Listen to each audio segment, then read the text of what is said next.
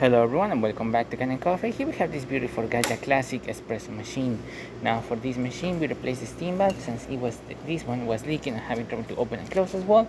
So we had to replace this one as these ones are not really serviceable. There's really no way for us to open it without damaging the valve. So it's always best to just replace the entire thing. We also had to replace the knob. As you can see, there's one crack right here and right here that was preventing the knob to spin this efficiently. It was also rubbing to one of the sides of the machine. So this is the newer one, the newer valve that we have in the machine installed, and this is the newer knob of the machine as well. So right now we're waiting for the machine to get up to temperature since we're gonna be using the steamer one. As you can see, we're having really good pressure coming out of the thermoblock. Really working perfectly fine the way it's supposed to. Looking really great. I'm gonna stop the steam now, close the valve, and cool down the machine so we can do a shot of espresso. As you can see, we have a nice flow coming out of the valve with the group head as well there. Looking great. Now hopefully I pick up the right grain settings of this machine, otherwise we're gonna see drip coffee or coffee barely dripping. And let me secure this portafilter a little better, as I need 2 hands for this.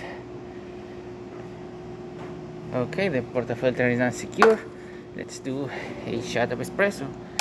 Hopefully I pick up the right grain settings of this machine.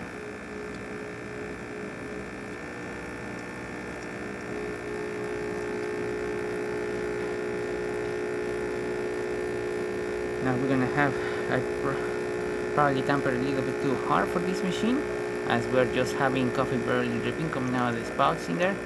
I probably needs a more coarser grind that we will use. This grind we use for one of our espresso machines that we have in our store is for the Lely Bianca, which is a rotary pump and has way better pressure distribution than a vibratory pump, which this machine has. If you want to know what a vibratory pump is, that little guy over there, which is pushing the water into the thermoblock through the three-way cylinder valve, through the thermoblock and into the spouts over here. As you can see, the coffee was extracted. We had a little bit of crema forming at the top.